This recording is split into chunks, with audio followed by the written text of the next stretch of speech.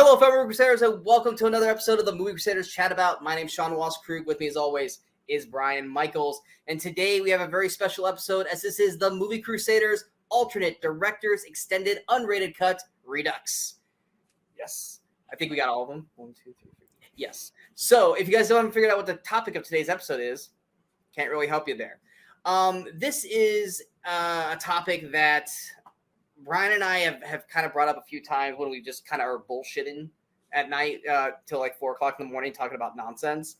And this is something that I can't remember how many times we're like, hey, we're about to, especially during Weekend Crusaders, we did this where I think it was Butterfly Effect. We were supposed to watch Butterfly Effect for the Weekend Crusaders. Did you get your? I can't remember where you watched yours and I watched mine. But what I had watched the theatrical version, yeah. And then I was reading about it to like the things to talk about. So I was reading up and I found out there's this whole alternate ending I didn't know about. So I went on YouTube and found the ending and watched it. But that's not how you found it. Exactly. No, because I had the DVD. So I'm pretty. If I remember, I think I watched the DVD and I wasn't paying attention to what I clicked on. And I remember that we were both watching it. We weren't watching it together, but we both ended up watching different endings. You watched, I think, the theatrical cut. The theatrical one. I watched the director's cut, alternate ending cut. Because I remember if you guys check it out, I think it's like the second or third episode of Weekend Crusaders. We're talking, and like in the midst of this conversation, we're like, "Wait, what ending did you see? That's not my ending. That's not how it ended. I remember that scene at all. What the hell?" Exactly, and that's kind of why we decided to discuss this today. Is because there are, especially in light of the DC. Or the world of DC, it seems like every movie now has, or it's like if a movie comes out and it wasn't as good as everyone expected it to be, or it didn't hit everyone's expectations. They're like, well, wait till the director's name's cut. Wait for the unrated cut that's gonna do that'll fix everything. And it's like, when did this time go where when a movie just comes out, that's just the fucking movie. Well, that's what changed, because it used to be like a movie came on the theater and that was it. That's all you saw. And then once in a while you'd see like a television broadcast cut would include some scenes that weren't in theaters, but usually that wasn't even like them thinking, we want a director's cut. It was more like we have to fill a certain time block, so here's some more stuff to put in, or they had to edit stuff out, so they put stuff in its place. Yeah. And then, eventually a couple directors, some of the bigger directors, Coppola did like a special Godfather thing and things like that. And some directors, decided to make these different cuts of their movies, which we'll get into more of those later. And that was kind of a thing. And then with the advent of DVD, especially, it became this whole thing of like, these unrated extended, versions, these alternate cuts, things like that, which is basically a giant bonus feature or something to entice people to buy the physical media because you saw it in the theaters, but you didn't see this version. But then now there's become this thing of like the fans are clamoring for, we want it. It's the Snyder cut.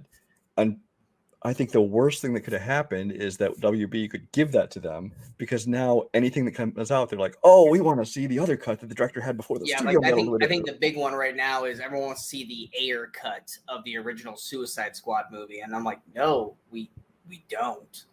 Like, it's Ayer. He was not. I don't doubt that is better than what we got. It's more of Jared Leto's Joker. Company edited that movie, but it's like, But at some point, it's like, this is the movie we got. Deal with it. I don't think you should start, bowing to the fans that want to see a different version just because they weren't happy with what they got. It wasn't what they expected. It wasn't what they wanted. The other one I've seen, not necessarily by fans, because there aren't like three of them, three fans. Fantastic Four. Four Stick. Yeah, Fan apparently had the director Josh Trank keeps saying, this wasn't my version at all. I had this version. It was such a better story and blah blah blah. But even he has said, like, if you look on Letterboxd, he has a review of his own movie where he basically says, this movie sucks. And he goes, I don't think there's a release the Trank cut, and there probably won't be. So stop asking for it. And people it's one thing. It's one thing if like, and we're gonna touch on this a little deeper later, but it's one thing when it's like it's a movie that's like based off of a book or based off of a series of books, and they made so much movie, but they had to cut it down for the theater. Mm-hmm. So there's all this excess story that's missing, which we'll talk about a particular situation where that actually was a benefit. But it's others like, well, here's the unrated cut. And what was the unrated cut? It was like 30 seconds of boobs. Oh Or yeah, there's so many, some especially horror jokes movies that are the worst just, with this. Whereas yeah. the extended version will be literally like I've seen some as low as 6 seconds of difference, up to 8 minutes of difference, whatever like that. Or it's But like it's like 30 seconds where it's just like they stayed on. There's additional shot of a bloody stump or something, or there's like something that's slightly gory they had to cut to get their R rating, but we put it back in for the home version. It's like, yeah. okay. Or if it was a comedy, it was like, remember this joke? It's the same exact joke, but worded dirtier. And it's like, all you did was change like 4 fucking words in it. That doesn't make it unrated. It just means it's an alternate take on the scene that we're watching. And some of those are very, very cash grabby and stuff like that. But then there's like your big name cuts. Which is the I would think for most people, and like I said, when we first brought up the discussion, I was like, because I usually, like I said, I make the title things here. And I said, Brian, I was like, what's the first movie that you think about when you think about what we're going to talk today? And you said Blade Runner was the first one. Now, I'm not a huge Blade Runner fan, so I didn't watch all these different versions. Did you? I at some point or other in my life, I have watched all these versions. I'd like sit down and watch them all together. No. Go elaborate into the Blade Runner a bit all, because I'm not going to be able to read much. Blade Runner has, I looked it up. Blade Runner has technically 7 versions, but that's counting like some early work prints that were shown like San Diego Comic-Con in '82 and things like that. But there are 4 full official, finalized versions of the movie. There's like the theatrical cut, the international, the director's cut, and then the final cut, which at least got put out later, as well as like some work prints and things like that. And then when they put out the Blu-ray, they put like all of them on there. But there's just so many versions of this movie. Because the one that came out in theater, the biggest difference people notice is the one that released in theaters has narration by Harrison Ford, which some people say is awful. I mean, it's a very noir kind of narration to it. It makes it seem like a noir movie, but set in this futuristic sci-fi world. I didn't mind it. The director's cut, one of the things they did is take out that narration, because apparently Harrison Ford hated it, Ridley Scott hated it, but the studio head wanted it in. And to me, I honestly think it makes the movie move a little slower, but some people prefer it. So be it. But that's one of those movies. Are you saying the one with the narration or the one without the narration? Without the narration, I think moves a little slower. Okay. Which I actually like both versions. I don't think it changes the movie drastically, and there are other changes in the movie here and there, but I don't know what all of them are. But it's one of those movies that just they never could seem to stop tinkering with. Which I do want to mention also, that one of the most famous versions that leads into is Star Wars. George Lucas cannot stop. Well, he will now because he doesn't own them anymore. But he has made so many changes and versions. I mean, people know about the special editions, where a lot of the small changes they made were great. Things that didn't look right. Things that felt too small. They added windows in Cloud City and all those kind of things, and things outside, and the effects were better. It's the limitations of the technology held him back. But now he could make the movie he wanted to make, so he added stuff. But the problem is when he added in like a musical number in Jabba's palace, or changed that, Greedo shot first at Han, so Han does this weird little jerk off to the side, or things like that, where it's just like, the Jabba the Hutt, the Jabba the Hutt cameo in New Hope, yeah. Which I had seen the deleted scene of that, which had a human actor, because before they ever decided Jabba the Hutt was going to be a big wormy guy, and I thought that's and I love when they put deleted scenes on Blu-rays and DVDs and things, because it's more of a curiosity, because it's like, okay, this is what almost went in the movie, they decided to cut it, but it's kind of fun to see these things. But not everything needs to be put back in the movie, and a lot of times they make these extended cuts, you're like, oh, I can see why that stuff was cut. It didn't work in the movie, it didn't belong in the movie, things like that, but they want something to sell it with. Yeah, George Lucas is the worst example of somebody who just could never stop tinkering with his movies. And even after the special editions, every time it came out on DVD or something again, people would find little small changes that had been made along the way. Yeah, I would say, like, in terms of, like, because I was the same way. Like, whenever I would get a DVD, not so much anymore, though, but whenever I got DVD or Blu-rays, the first thing I'd always check, is there a gag reel? Are there deleted or extended scenes? Because I want to watch those right away.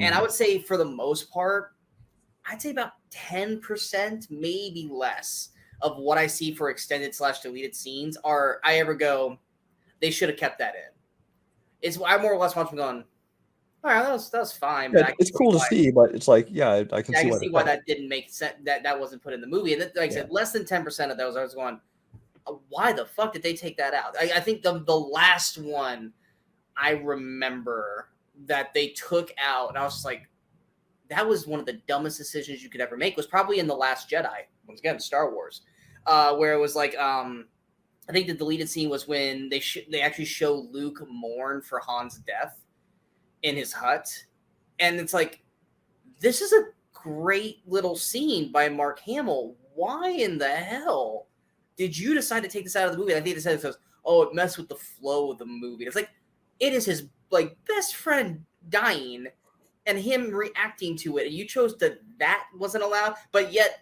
like everything on Cantabite, yeah, I was like, everything on Cantabite and the Broom Kid, that was okay, but Luke crying in his hut after he finds out Han's dead, no, we gotta cut that shit. It's like that's the last one. I was just like, what the hell were you guys thinking? But yeah, most of them, yeah, it's either, like I said, alternate takes and comedies, which usually it's which you normally hate, which is like when they're ad-libbing or they're basically doing improv and they're just dropping. Some of them are good. I hate when that's in a movie, because you can tell sometimes you watch a movie, especially Judd Apatow movies are guilty of this, where a lot of funny people, a lot of funny jokes, but you can just tell it's like, oh, they just let people just go and just joke after joke after joke, and we're like, okay, we get it. There's no reason these Judd Apatow movies need to be 2.5 hours, because they could have cut these scenes down. Now, when I watch these, I think they used to call them Jokorama on his discs. They'd go and they'd have this thing where just people just riffing on jokes for 10 minutes straight. It's amusing to see as an extra. I just don't want to see it in the movie like that. And then one version of these alternate extended whatevers that we actually enjoy is the Jackass movies. Yeah. Jackass 1.5, 2.5, 3.5, and most recently this past week, 4.5 came out on Netflix. Those are basically almost their own little kind of movies. Like it's almost entirely another movie, because it's between deleted bits, and then there's a little bit of commentary on the ones that were in the first movie, the original movie. But yeah, those are the versions of like the extent. They're not even extended because they're their own separate things. They're not really re-showing stuff that happened in the previous film. They're like just another little films, but they're considered extended director cuts, what have you. Like, I've never watched it, but my understanding is, I think it might even be behind you too. Didn't Ron Anchorman, they made a whole separate movie called like Wake Up Ron Burgundy or something like that? No, this one right here, it's the supersized R-rated version with 763 new jokes, where it was supposed to be enough for a whole other movie. Yeah. I never watched it because I wasn't that crazy about Anchorman 2. But yeah, that's one of those movies. I think in Anchorman 1 they did that as well, where it's just like they basically had enough jokes, because I mean, you get the cast together, with Will Ferrell and Paul Rudd. They're all gonna riff over and over and over. It basically had enough for another movie, and kind of the same way as Jackass, they did that with that. Yeah. Yeah, 40-Year-Old Virgin had that too. Like, basically there's a whole almost 5 to 10 minute long scene of just Paul Rudd and Seth Rogen playing the video game and talking shit, which in the movie I love it. Then it's just more of them cracking jokes, and some of the jokes you're like, okay, that was a good one. No, these are starting to stink. It's like, okay, yeah, the ones they kept in the movie were probably the best ones. Yeah. But I mean, it's one of those things where, and like I said, now it's kind of become this, like back in the day, like except for like Blade Runner or stuff like that, like this was like a niche thing. So like when it happened, this was like, oh, what? Like with special editions of Star Wars, like this was unheard of. Oh my God, this is where now it's like I would say like probably once we hit like 96 on, every raunchy comedy, every R-rated film, whether it be a horror movie or a sex kind of drama or anything like that, it was like commonplace that you were going to have the theatrical cut and then the extended unrated alternate cut, to the point where it got kind of confusing about which one, kind of like we did with Butterfly Effect, which one did we end up watching? Because granted, on where you watched it or how you hit a button, you could watch the wrong movie. Now, there is a version of a cut that you and I have both watched that we both said is far superior, and we're not talking about Justice League. But this is another way. This is a movie that you and I both love, the theatrical cut, but then we even loved the extended cut. I think the extended cut added another half hour. I think half hour. I want to say it was a half hour. You know what I'm talking about, right? Yeah, I believe we're referring to Dr. Sleep. Yes, we are talking about Dr. Sleep. Yeah. Dr. Sleep was probably one of Brian and I's favorite movies of, was it 2018, 2019? 18, I think. Yeah. we loved the hell out of that. I think we actually even did a spoiler review on the channel for it. And then they announced, like, once the Blu-ray came out, that it was the extended cut or director's cut or whatever. There was another like 30 to 45 minutes more. And that one, that was a perfectly fluid story all the way throughout. It added more character development for the True Knot. It added, I'm surprised I remember that name off the top of my head. That one was great. But see, that's And what that I'm was saying. one where the original movie I didn't feel was lacking at all. I wasn't like, oh, I can feel stuff was cut out of here. No. They skipped over stuff. The original movie felt great as it was. But you watch this one, and it just, for people that already enjoyed the movie, it gave you more background, more depth into some of these characters, things like that. Which that's, I think, what a good, director's cut or extended cut should do. And no, it doesn't always need to be this big deal. Like in this case, it was an extra on the DVD and Blu-ray or even the digital versions you had. Yeah, Or they you didn't get the even extra what? promote it that much at all. No, Like not at when it all. came out, that was just something where like, hey, did you hear that they're gonna do this? Yeah. Like I think they said they were gonna do that with it, and I don't think they did. They never did. My feeling is I think they're holding that back, because that's something I think they can get a theatrical thing out of. If they wait a couple of years and put that out on Halloween time. But yeah, I mean, a director's cut like that, like the most famous one is one of the ones listed behind you. That'd be Lord of the Rings, where that falls Lord of into the the Rings category. That's one where that has become a whole thing. Like for me personally, and I know you're not the same way. You may be, but I know you're not as big a Lord of the Rings fan as I am. I will never watch the theatrical cut ever. If I'm gonna watch the Lord of the Rings, I'm watching the extended cut, because that is to me the full, and it's not even the full fucking story. There's still a ton from the book that's missing in these movies, but that each one of the Lord of the Rings extended cuts adds about an hour, if not almost an hour and a half, I think, for Return of the King, more story. And it fleshes out the characters more. It flows the story a little bit. Not that the story was choppy in the theatrical cut, because the theatrical cuts are still great, but I will never watch the theatrical cuts of Lord of the Rings. Like if I'm going to watch Lord of the Rings, I'm going to watch these extended cuts. And that, I think, was like, that was one of the, not I want to say one of the first ones, but that's when everyone started doing this. Is when Lord of the Rings did this, and you saw how everyone was like, oh my God, it's like a whole other movie. It's like a whole, like everything. That's when I think everyone was like, we can benefit off this. Like everyone, like I'm honestly, I'm surprised Harry Potter didn't do this. I think they did it for the first film. Harry Potter put out, I think the first two they put out extended versions of, but even those, I think they felt more like we shoved a couple of deleted scenes back in the movie. It wasn't like Lord of the Rings, where they had filmed basically the entire book or a lot closer to it, and then they cut it, which I totally understand, because the Lord of the Rings films, first of all, just the pacing of them and the style of them, that I think that it was, to put them out in the theaters over 3 hours long, they would have lost a lot of people. People would have been like, hell no, we're not watching this. Like Avengers Endgame could get away with a over 3 hour movie, because you have 20 some movies leading up to it, and people are built in audience. When you have these Lord of the Rings films, which were just 3 of them, and they hadn't been out that long, they basically made this movie. The studio and Peter Jackson said, okay, let's make a version that we can put out in theaters, and then we're going to let you put out your full version later on that everybody can see.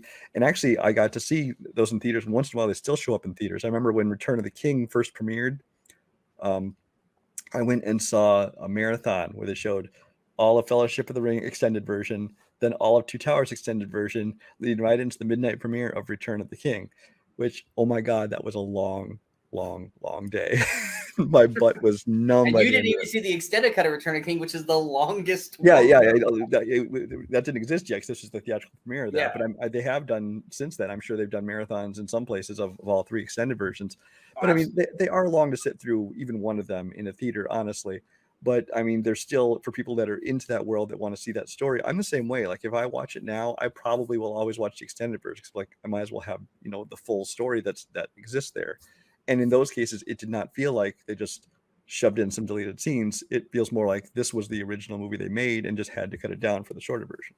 All right, so let me ask you this, because they ended up doing this with the Hobbit trilogy too. They added extended cuts. Did you ever see the extended cut Hobbit ones? Because I still have, I have them, but I'm like, I didn't necessarily love the Hobbit trilogy. I don't actually know, because I've watched all 3 Hobbit movies, but I don't love them.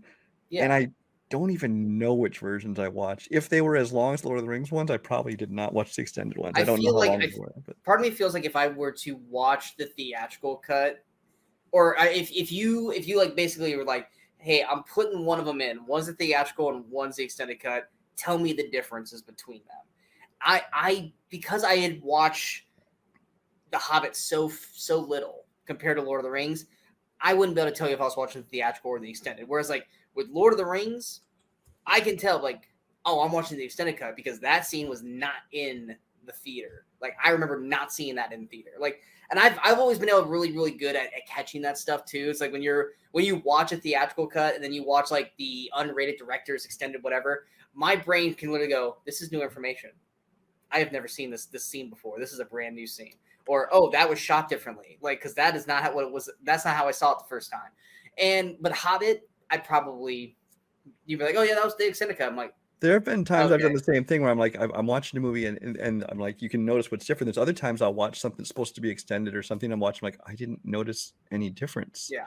Things like that. And Because actually, they there's changed a movie, the wording of a sentence. there's a website I go to. It's movie-censorship.com. Where if you're ever wondering, they'll like have like side by side, they'll have like screen grabs and everything. Any line that's different, any shot that's different, they break down the differences between different versions of movies. Yeah, I think you showed me this website because it was I believe you helped me in a trivia match with this because it was Con Air. It was Con Air because they asked you a question that was only in the extended version. Exactly, and it was like, I was like, okay, cool. I'm glad because I didn't know the answer because I didn't know there was an extended cut of Con Air.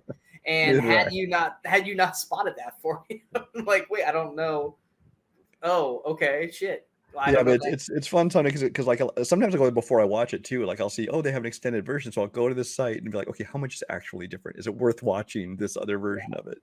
Exactly. I mean, it's like I said with Lord of the Rings, it was its own thing. Same thing with the Zack Snyder's Justice League. I mean, I would say he had enough to make his own movie, but no, he didn't. They gave him more money to shoot a brand new movie so they could put it on HBO Max. It's not like this Zack Snyder's Justice League. That movie was made and they just didn't fucking no. That's my thing about Zack. Made a new movie. I'll keep my rant short on Zack Snyder's Justice League. I know you're not a fan of the Snyderverse League. Well, here's my thing is I am a fan of Joss Whedon and I like his movies. Now he came into Justice League and which was like a half-made movie with the studio saying it has to come in under 2 hours. We want it to be jokier. We want this, and this. And he was basically a director for hire, and he did what they asked him to and put out the best movie he could at the time.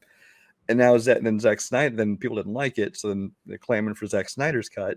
Zack Snyder comes back, and he didn't put out the movie he originally had in mind. He put out the movie that now has the benefit of hindsight 2020 of knowing what people did and didn't like.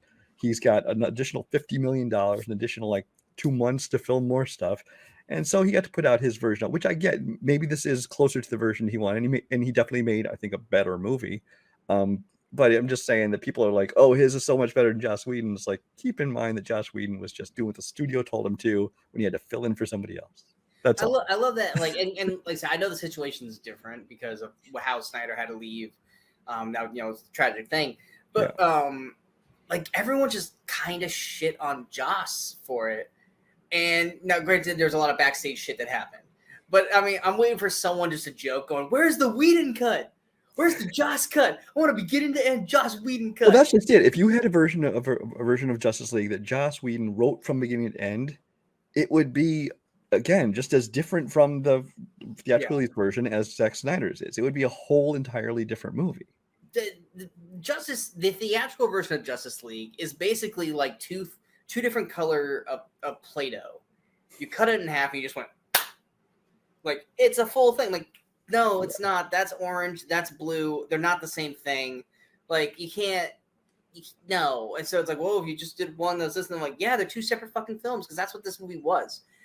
Or staying in the DC verse, you have BVS, where the theatrical cut was just a jumbled pile of shit. And I think I remember in my original review of it, I was like, there is a potential good movie in there somewhere, but it's covered in shit that you have to bury through to find it. I'm just not willing to do it. And then they came out with the what was it, the ultimate cut, I think is what they called it, where it was they added all these extra scenes that were not in the movie, and then all of a sudden it's like, well, there's the movie that I said that was there, because now the stories actually make sense. Yeah, It's not it still wasn't great, but it was a vast no, improvement. And there have been a few yeah, of those. I know two of the ones that jump to mind that people always talk about are Daredevil and Kingdom of Heaven. Where Kingdom of Heaven, people shit all over that movie, and then this director's cut came out like, wow, this is just an entirely better movie. It's just like it is such a better cut of it. I don't yeah. remember much about I've Daredevil never myself, but yeah. I've never seen the Kingdom of Heaven cut yet. I want to. I actually bought it, and I with intent to buy or watch it. I've never watched it. I remember watching the original Kingdom of Heaven, and I can't remember if I liked it or not, or it was just kind of like, yeah, it was a movie kind of thing. But yeah, Daredevil, it was more R, it was R-rated, whereas like the theatrical cut was PG-13. So there was a lot more stuff in there that just kind of made it grungier and grittier. And it, thus just made it a better movie compared to the one we got. But I mean, yeah, I mean with oh god, there's another superhero movie that had some kind of cut thing, and I'm trying to remember what it was. It's escaping me. It's not anything MCU. MCU for the most part puts their shit out. God, was it something X-Men? Well, there's the most famous one is Superman the Donner cut. Superman 2, sorry. That's probably where I was going through this. It's probably going to the Superman Donner cut. Yeah, because Superman, for anybody Superman fan, doesn't know the story, and most anybody watching this is, Richard Donner made Superman 1, and they pretty much went right into Superman 2 filming. But the studio was clashing with Richard Donner on what they wanted to do. Superman 2, they wanted it to be more upbeat, they wanted it to be funnier, they wanted it to be lighter, they wanted to cut budget, things like that. Anyway, they conflict on a lot of stuff to the point where Richard Donner basically quit. And so they brought in Richard Lester to finish the movie. And, he used what Donner had. He changed some things. He added some things. A lot of the more jokey stuff, the more slapsticky stuff, a lot of that's his work. And so he put out the movie that we saw in theaters. And this is 1980, 81, 80, I think. So that was the end of the story, right? Of course, years and years and years later, people, all these stories get out about, oh, there's this Donner cut exists, the Richard Donner's original version of the movie. They should be able to make this. And this, like you talking about, it was about around 96 is when everybody started coming out with these versions. And that's no coincidence that 96, 97 is when DVD hit. Because with VHS and stuff, you can't really put extras on it, except maybe a little bit at the end. But DVDs had all this room. That was the thing. Put all these, whether it be deleted scenes, alternate cuts, whatever. They can do all that on the DVD. And then it's kind of died down now because physical media is dying and they don't put a lot of extra stuff on digitals. But it basically was a DVD that allowed this to happen because they're like, well, how can we make people buy this movie again? Because they like to do that with DVDs, make people double dip. And so that is definitely something that, like, I get why people will buy. I'm trying to think what's like I think Sonic the Hedgehog 2 right now is down on digital. It's always 2 weeks earlier than the disc cut. Mm-hmm. And everyone's just like, why don't you just buy the digital? It's like, because I want to buy the physical copy in case there's any cool shit on it. Like, yeah, the cuts or really extras have basically started to disappear. I mean, you don't see, even on disc anymore, they include way less extras than they used to. There's not as much effort or money put into those kind of things. I really miss directors' commentaries, because they don't really have those on digital. And so, and on discs, there's fewer and fewer of them. And I used to really enjoy like hearing the inside of directors on those kind of things. But in the case of the Richard Donner cut, they basically, I guess, gave him enough money and said, hey, do you want to, can we put out your version of the movie? And they did what they could. Now, he hadn't filmed everything he wanted to film. So some of it's like scenes from rehearsals and tests, screen tests and things like that are shoved in there to kind of fill the gaps. And so it's not really a polished theatrical film like Zack Snyder got to do, but he got to put out kind of what his as close as you can get to his original version of the movie, which a lot of people prefer, some people don't. So be it. And there have been other cases like that, like the other Aliens films have much more famous versions, but like Alien 3, David Fincher's movie, which he famously clashed with the studio Fox on that one, because they want to do a lot of things, and he, being more on an auteur, didn't want to do everything they wanted to do. Now, they came when they were making a big box set of those movies, they came to him and said, do you want to do a director's cut of Alien 3? And he basically said, no. He's like, I'm done dealing with you guys. I don't want to work with it. But he gave basically his blessing to his editor. He's like, if you want to go put together what was closer to what we were trying to do, go ahead and do it. And so there's a director's version in the box set of Aliens movies of Alien 3, but it's really more the editor's cut. Yeah, what I was going to say before you went to the Aliens is like, not everyone can like with Donner doing Superman 2, sometimes the studios will save themselves from extended cuts, like Superman 4, where yeah, after we watched Superman 4 and we watched all the deleted scenes and stuff from that, ooh, what kind of movie was this? you're like, wow, they actually were very smart to remove these scenes. They just need to remove about an hour and a half more. Yeah, exactly. That was one of the times where the studio was like, no, this is a steaming pile of shit. What's the worst crap that we can take out? And we can take out maybe 30% of it. But you have one special film that you really, really, really love, the unrated cut of. It's a I think Weekend Crusaders. We did it, right? We talked about it on Weekend Crusaders. Yes. It's a comedy that you love, and I remember you like. I think after we talked, you're like, Sean, you never seen it? Come on, I gotta show you. And it's Sex Drive. Sex Drive, the unrated. I mean, it's not like any great groundbreaking movie or anything. It's just basically another sex comedy in the vein of everything from American Pie back to Porky's or whatever. It's got its gross out gags. It's got some nudity. It's got its dirty jokes. It's got just kind of broad comedy. It is what it is.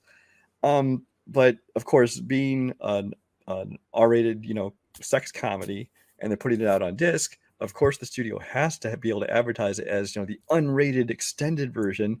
So they tell the directors, like, hey, we want you to make this unrated version. Yeah. And the directors basically and neuter.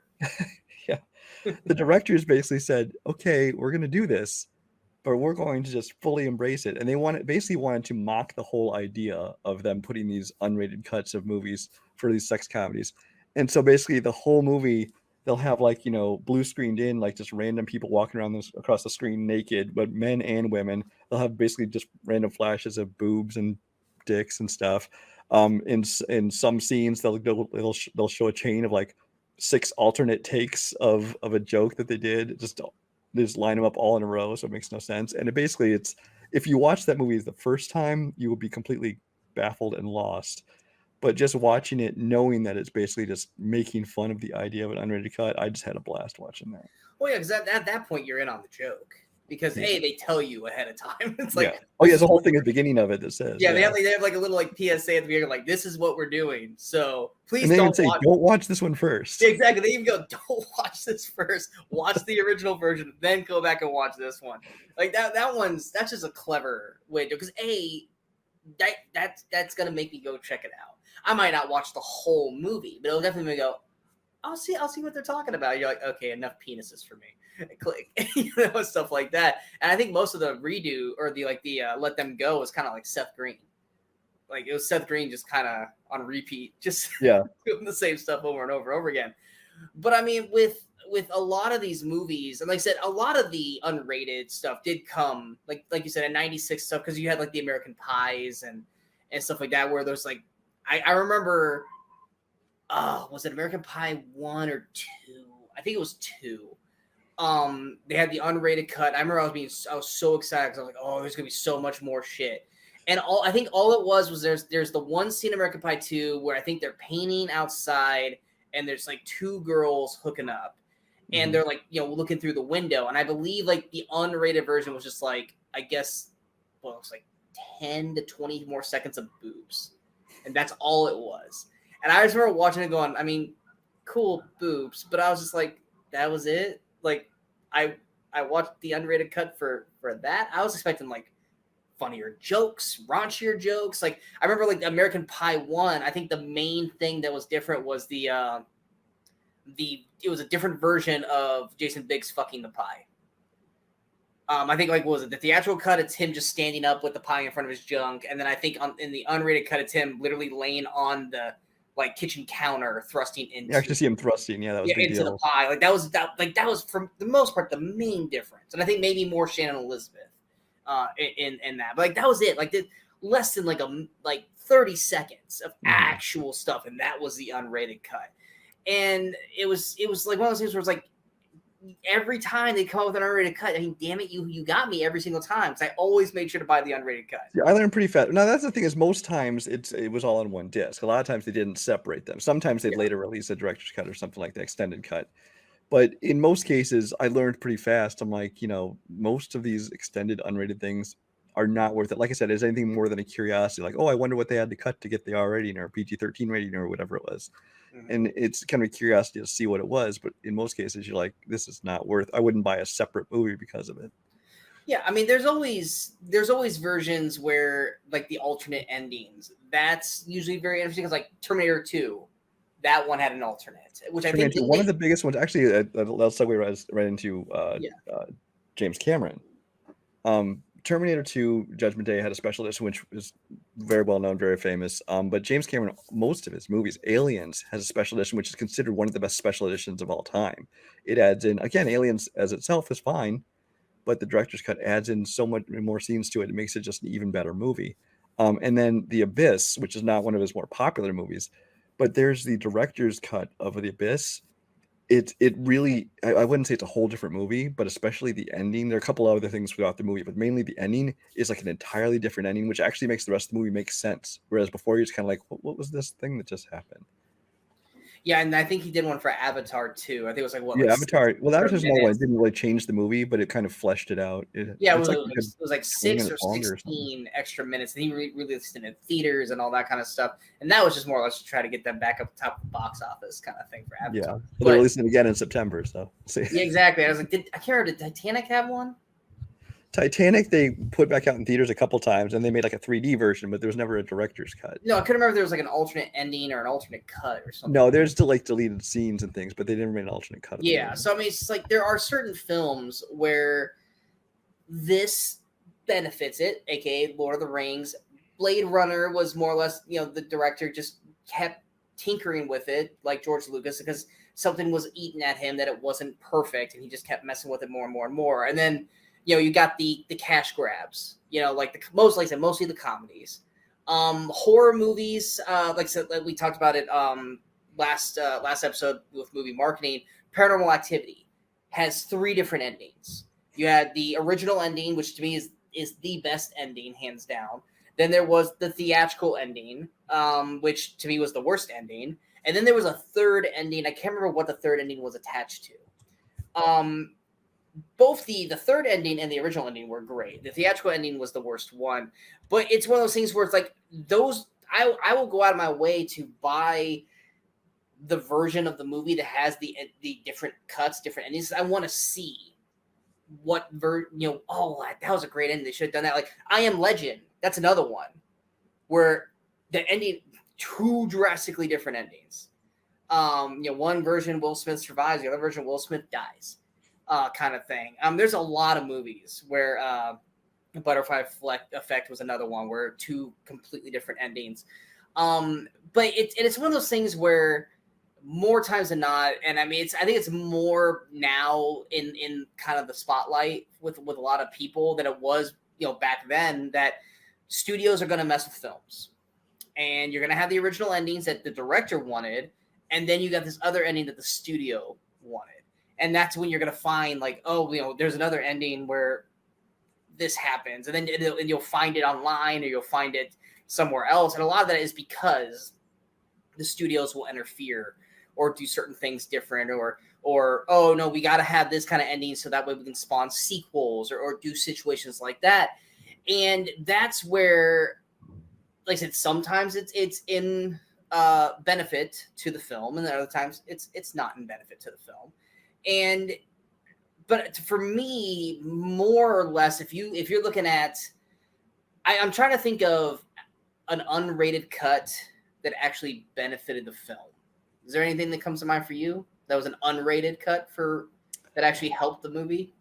Not really. I mean, in some cases, the unrated cut is as good. It's not worse than the other one. It's just a matter of like I said, it's like it added some shots of gore or things like that just had to get cut to get their R or PG-13 rating, which in most cases it I wouldn't say it necessarily improves on the movie, but it doesn't take away from it. Like and not a horror movie, but one of the things that jumps to mind is Die Hard, Live Free or Die Hard, where it was made to be a PG-13 movie. They knew they wanted to make it PG-13. And even I was like, really, PG-13 Die Hard movie? It's not going to feel like Die Hard. And I went and saw it, and I loved the movie. And honestly, if you'd asked me, I probably would have thought it was R-rated because it was just close enough. When they came out on home video, and DVD and stuff, they put out the unrated version, where basically it artificially dubbed in a few more swear words here and there. They added some CG blood splatter, and it's like it actually almost took away from the movie for me. I'm like, I kind of like the other version better, where they weren't trying to force it just to make it an R-rated. See, that's the part that makes no sense to me either. Is like, if you got a movie like Live Free or Die Hard that was clearly PG-13, just call it the R-rated cut. Just don't call it unrated. Just call it. Well, then they have to submit it again to get a rating for it before they put it out. Which I don't know if that costs the money. I don't know how that works, but I don't know. But it's just one of the things where you hear unrated, and your brain immediately goes to like, oh, NC-17. Like, it was too bad that not even they could do R-rated with it, or oh, this movie was already R-rated. Oh my god, what the hell did they take out? Right. And it ends up being like 30, like I said, 10 to 30 more seconds of boobs. And it's like, there's plenty of boobs in the movie. So what makes these boobs or this kill shot or this joke really make it that much worse? Like, why is this being frowned on more than stuff like that? And like situations where, like I said, it comes off to the point where mostly the unrated versions are cash grabs, and really just trying to get you to spend the extra money. Whereas the alternate cuts, director's cuts, extended cuts. Now, extended, I would say, as long as it's like, what would you say that is probably the minute threshold for an extended cut that you would consider like being like, okay, this is actual like. Well, when they talk about like the unrated or uncut, usually that's when you start getting the 30-second cuts, the 2-minute cuts, the 3-minute cuts. To have an extended version for me, to bother interesting me, it'd have to be minimum 15 minutes, maybe 10, depending on what the content of it is. I'm kind of the same way, because like 6 minutes at that point, you're like, oh, there's maybe 15 seconds here.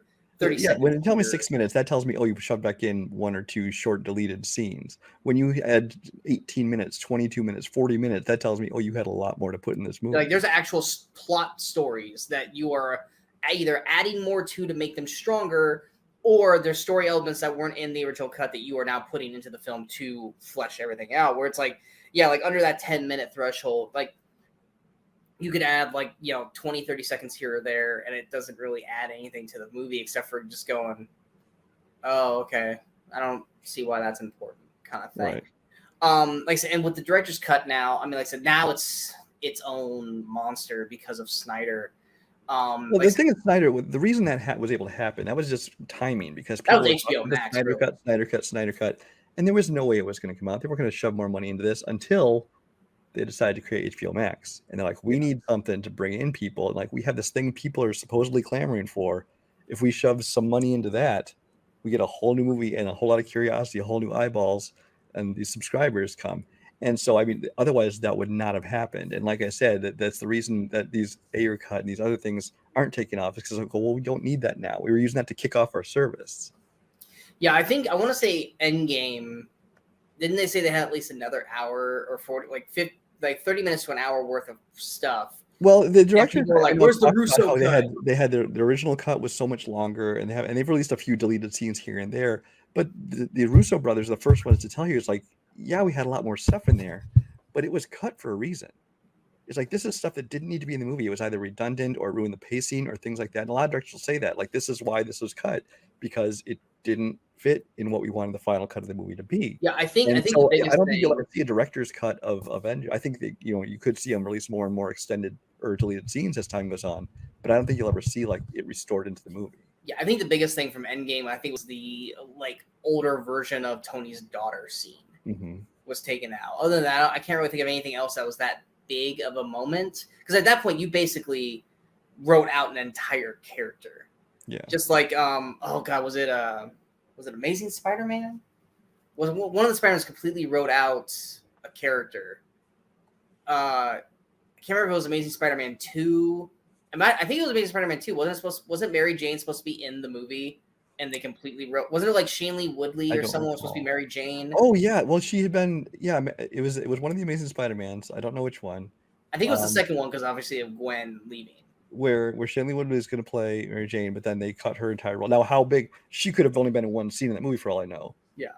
But her character she was cut. completely just cut out of the whole film. And there's situations like that. I mean, that's not an uncommon thing where certain actors are in movies and they're like, yeah, I was in this movie, but my scene never, just made it to the cutting room floor, which that's the term is, it landed on the cutting room floor. And these extended cuts are people just taking those pieces off the floor and just reattaching them back in. But like I said, and to some, there are benefits. Like I said, Lord of the Rings, I'd have to go back and pull up like a side-by-side of all the different things. Like I can't remember if there's an additional character. Oh no, there are additional characters. Return of the King had the dude with the ripped up face, like the the door guy.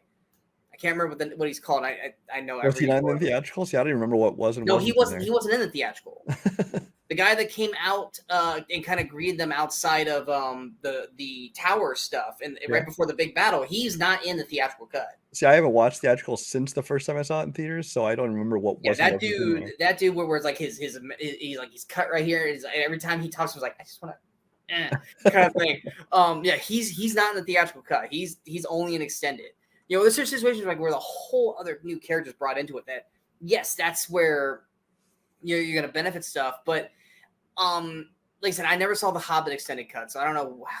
I mean, that's supposed to be one movie they pulled into 3. I really don't know what other. Well, that's kind of an argument for another day. I guess it kind of goes into the extended cut conversation. Yeah, but Harry Potter, I think, was one of the first one. Well, the Hobbit movies, but Harry Potter took their final chapter and broke it into 2 movies. And people are saying, "Oh, it's such a big book, you had to break it into 2."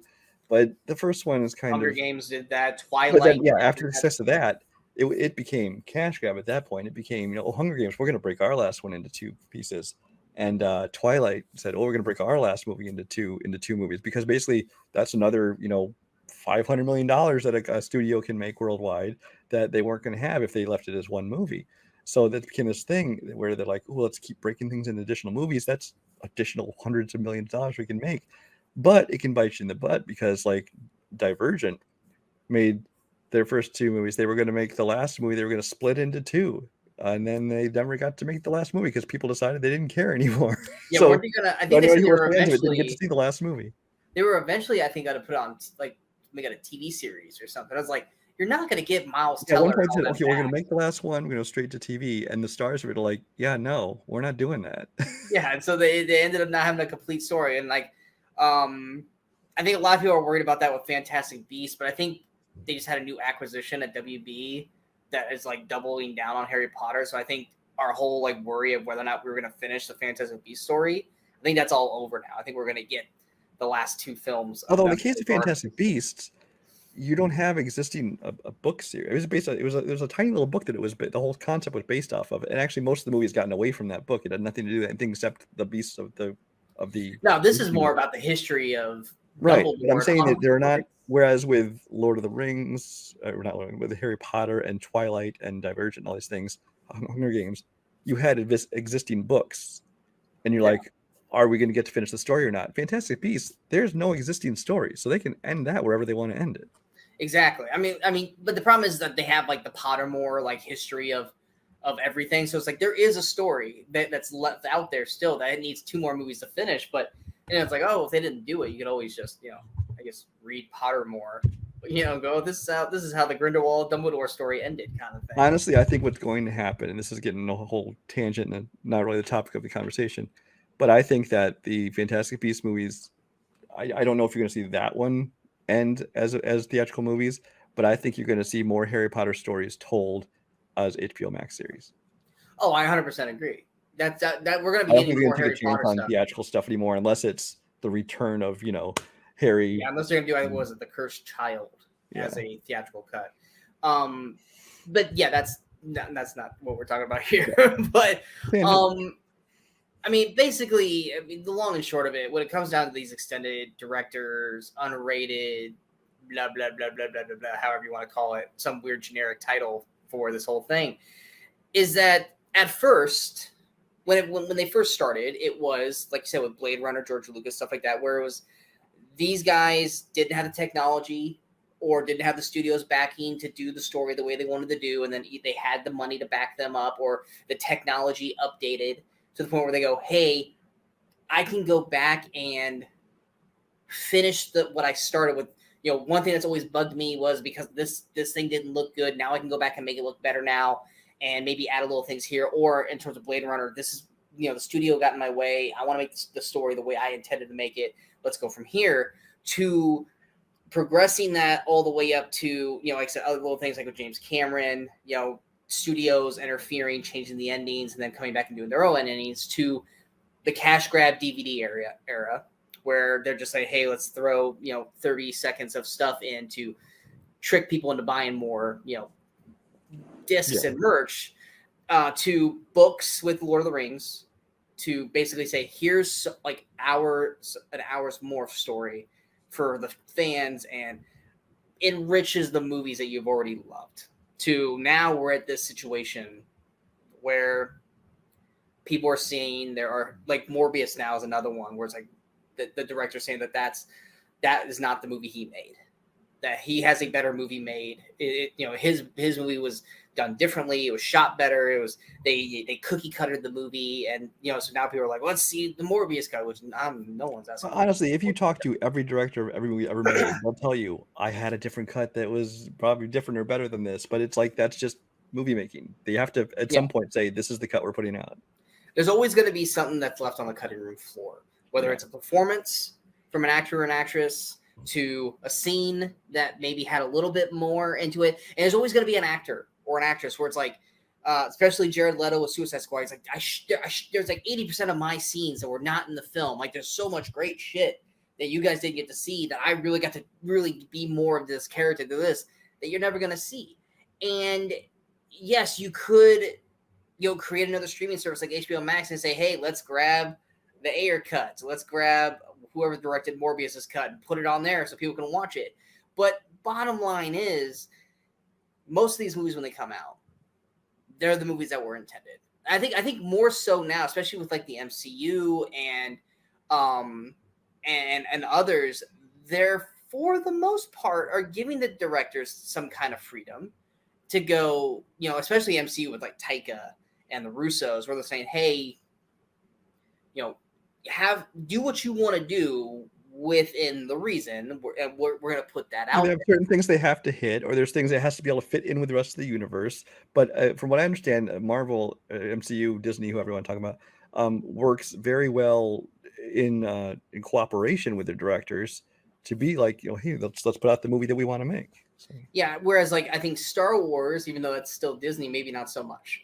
And I think that's why you're seeing a lot of Star Wars like directors constantly being swapped out. It's like every week it's like, oh, this Star Wars thing got canceled, or this Star Wars director's bowed out, here's a new one. And I think that's because maybe those directors wanted more freedom that they were potentially going to get. And so like I remember, oh God, what was it? There was people asking for the Lord and Miller cut of Solo.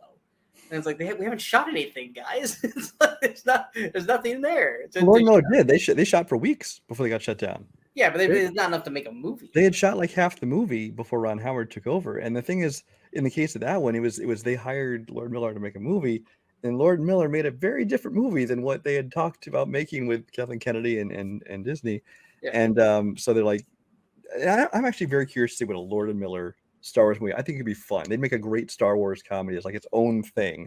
But to try and take something like the background of Han Solo and make that into a comedy was not going to work. Anyway. Well, yeah, that's why everyone's super excited for a Taika Waititi Star Wars movie. Because they want to see what, with his brand of comedy, what could potentially happen there. But I mean, bottom line is, with the way everything is now with Twitter and everyone complaining and no one's ever happy with anything, there are certain, like I said, studios like MCU where they kind of give the directors that extra leash to kind of do what they want. Or you've got certain actors, like we said in our actor star showcase, like Tom Cruise, that is really, really like, yes, he might not be directing it, but he's gonna have he has final cut. Yeah, like he's got a final say on what's gonna happen and what's not gonna happen in these movies, to make sure that the movie you're getting is the movie that's intended to be seen. And I said, very, very few now are you going to see where you're going to get these extended cuts. Like I said, I think outside of Snyder Cut, I think Dr. Sleep was probably the last one where it was like, here's an actual extended cut that is worthy of being watched and potentially better / rivaling the original cut, to the point where you will never watch the theatrical cut of that ever again. You're going to only watch the extended director's cut, what have you. And like I said, for me, like I said, there's only probably a handful of movies that are like that where I will watch only the extended director's cut, meaning, the 3 Lord of the Rings, Snyder cut now, and probably Doctor Sleep. Yeah, for me, that also that way with Aliens, The Abyss, some of those movies too. So. Yeah, where it's like it's more now. I think we're getting back to that situation where everyone's clamoring for these extra cuts, these extended director stuff, and I think it's just more or less because, once again, like you said at the beginning, the movie wasn't the movie that you thought it was going to be. The movie wasn't the movie that you expected it to be. It wasn't what was put in your head. And that was one of the things that you and I had to worry about with it wasn't Spider-Man. I think no, it was Spider-Man. We were worried that Spider-Man: No Way Home was not going to be the movie that everyone expected it to be in their heads, and then people were going to bitch and complain and all this kind of stuff. Doctor Strange was the other one. Doctor Strange Multiverse Madness was the other one. It's like everyone's building up this movie in their brains that they think they want and they think they need, and that's not going to be the movie that they're going to get. And then they're going to say, Where's the director's cut? Where's this version of this? And it's like, you know what? There's not always going to be that version. I would honestly love to see, like, whether it be John Watts or Sam or whoever, make here's the director's cut, here's what you wanted, and they do it like the Sex Drive one, where it's like really badly, like randomly insert just like every cameo everybody asked for, just like in characters, and just poorly edited. It just looks like shit. That would be, no one would do it today because it'd basically be career suicide. But I would love to see the balls of whatever director or non-balls, if it's a female director, pulled up. Catherine Bigelow, she would do that shit. She's ballsy enough to go, you want that movie? Here's that movie. One thing I want to mention is thing that's kind of grown is the new trend of fan edits. Because I know with episode 1 and 2, I think there's like these really popular like fan edit. Topher Grace apparently did a fan edit. I was going to bring that up. I was like, I thought it was just Joseph Gordon-Levitt. I was like, no, it was Topher Grace. I still want to see this. I can't remember if it's 1 or 2 or both of them, but he did basically. I think it's the entire trilogy. In these fan edits, they basically almost completely removed Jar Jar, at least removed all his stupid humor. And a lot of other things they've just changed around. Apparently made it like way better version of the movie, at least palatable versions of episode 1 and 2. And I'm curious to see some of these things. And those, again, these are not going to be the official versions of the movies, but sometimes it's fun to see alternate versions. I was literally thinking about this the other day. Because I was, granted, by today's standards, there's not a lot of people that haven't seen it anymore.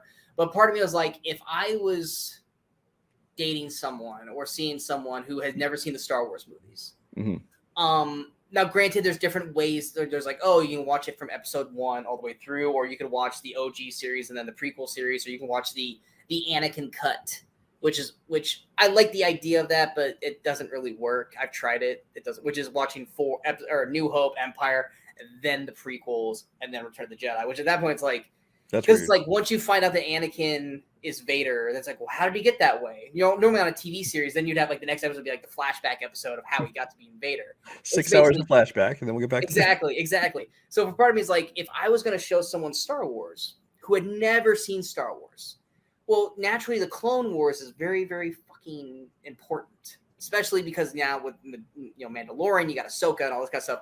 And part of me is like, well, yeah, you watch episode 1, you watch episode 2.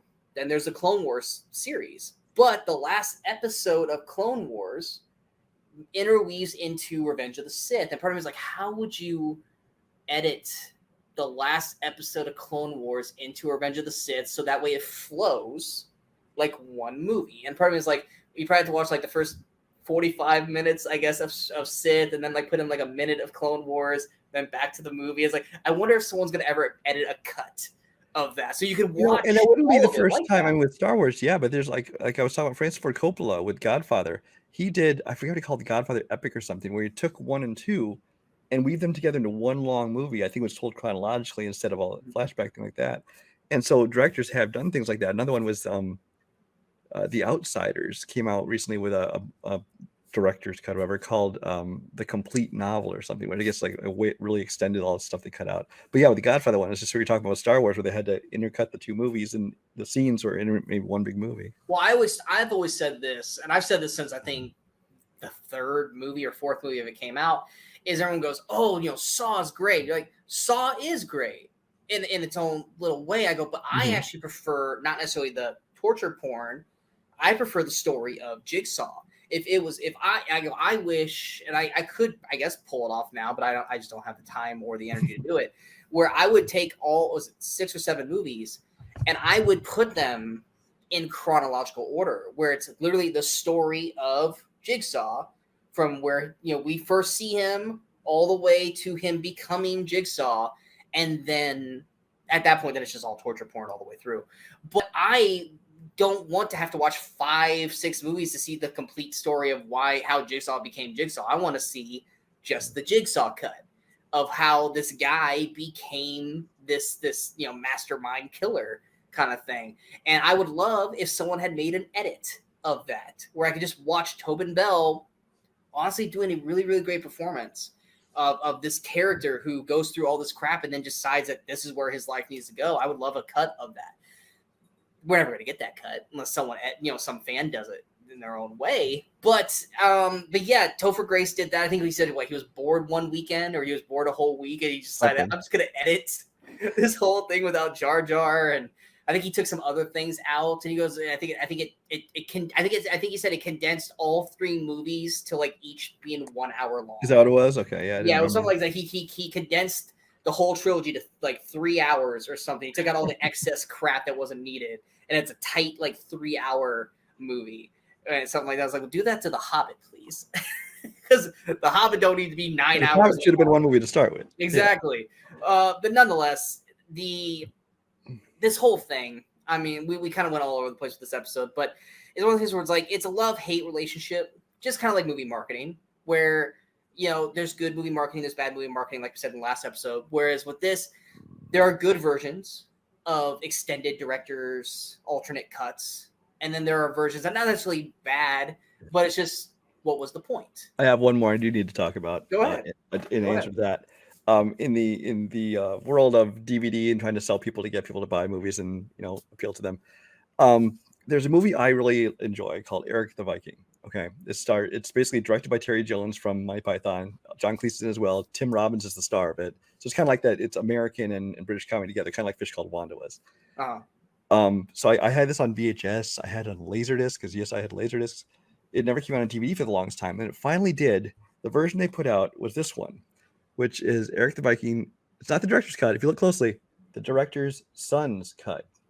So what that is I mean, his son was an adult at this point. He was a working editor. But basically they said, hey, we want to put out a director's cut of your movie. And Terry Jones is like, I'm too old. I don't want to deal with this stuff. Let my son do it if he wants to. He puts out this version of the movie.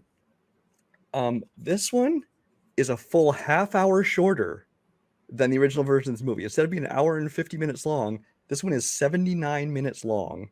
They've ruined all the pacing of all the jokes. Everything is just like jumps from joke to joke to joke to joke.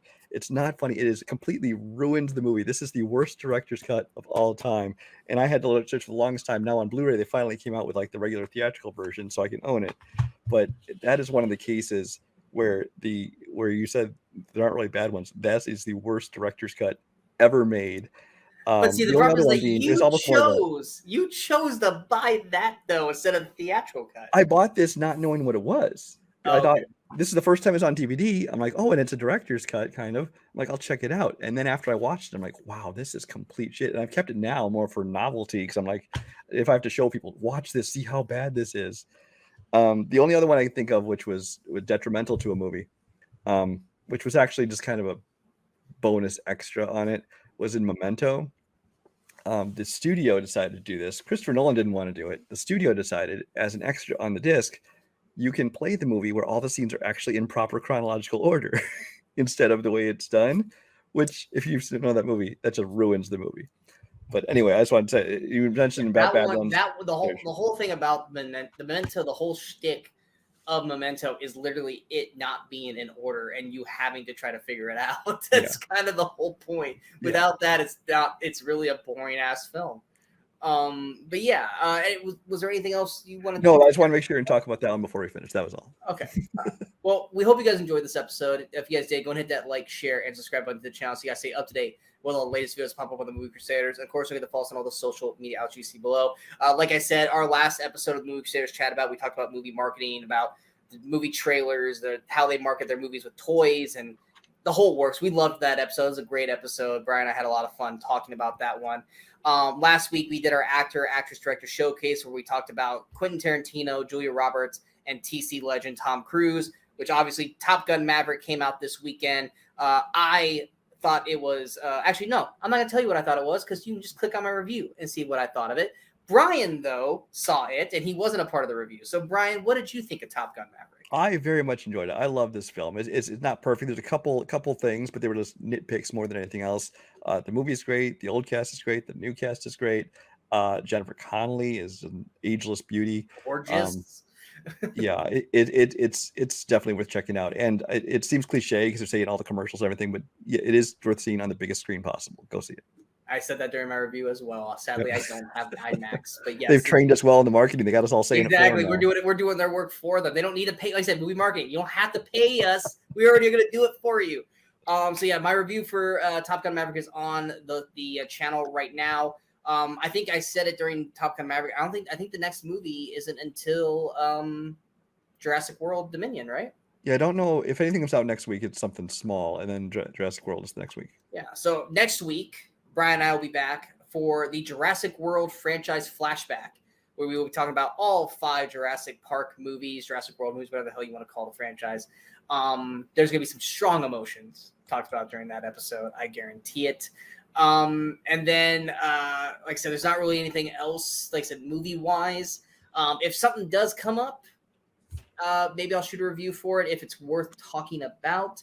I know, like I said, I didn't shoot a review for Firestarter or Senior Year because those movies just were not good, and I didn't want to waste my time shooting the reviews for them. But nonetheless, we will be back next week for the Jurassic World franchise flashback, which will then lead into the Jurassic World Dominion reviews. So until next time, I am Sean Waskrug. That is Brian Michaels. We are the Movie Crusaders. And in case we don't see you, good morning, good afternoon, and good night, Movie Crusaders.